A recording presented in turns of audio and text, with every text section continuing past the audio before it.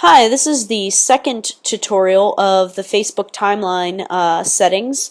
So we left off with how tags work and the settings within there. So if I go back to my edit settings, we made sure that I have to review anything that I'm tagged in before it goes on my timeline, and then review anything that I'm just tagged in general, who can see my timeline visibility, and then whether or not I have face recognition on here for myself, or if that happens, and then whether or not people can check me into places, and I don't like that to happen. Alright, next we have apps and websites, and this is important to double check these settings because this is where they're actually apps like to pull information from your profile and so on and so forth. So for instance, I have these two things that are going on. So this is I use to upload pictures, and then this is just to work with an account. I actually don't want this one to be associated, so I'm going to click on the pencil, and once that pops up, I'm just going to go ahead and say remove this app, and then confirm that. Alright, I could also do the same for this, or even just edit the settings that are going to be associated with the iPhoto uploader. In here it shows me all of the information that it has access to and that are required. If I don't allow it to have access to that information, then it's not going to work properly. As you can see, it's accessing a lot of different apps information, so I need to decide whether or not I actually want to have this one be something that I use, and I'm going to let that happen because I like the ease and convenience of that. Alright. Okay, I'm going to go ahead and head back to the privacy settings that I was working on.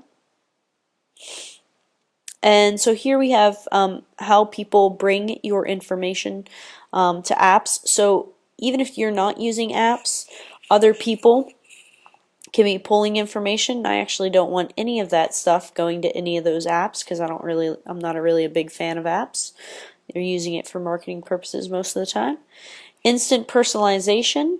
So this is if I'm on other websites, then it's going to show me if my other friends have been on that, and what they're interested in. This is actually a video that will play for you, and you can feel free to watch that video and make your own decisions about this setting. These are the different websites that work with personalization. If you want it to be enabled, you can click there. I'd prefer not to, so I'm just going to go ahead back. Public search. I'm a teacher, so I like to keep things private.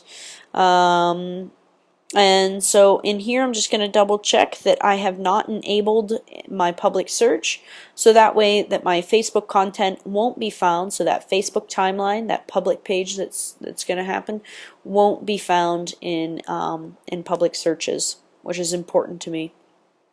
Alright, so we're going to go back to privacy and take a look at some of these other areas. So we're just working our way down here. Limit the audience for past posts. This is one of the most important features of the new timeline.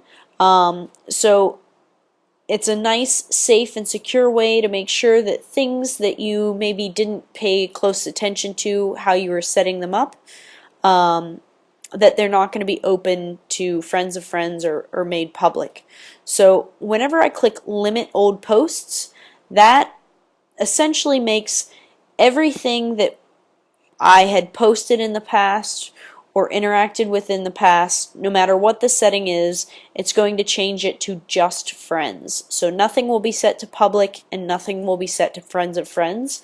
And so for me, this is the most important setting in this whole situation. Once I make this change, I can't go back, but I'm comfortable with that change, and it even asks me to confirm, yes, I want everything to be only my friends can see it and also public. So there you have it. So I've got it that way, and I'm going to click close.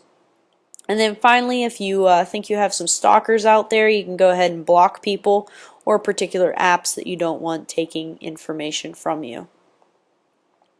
Alright,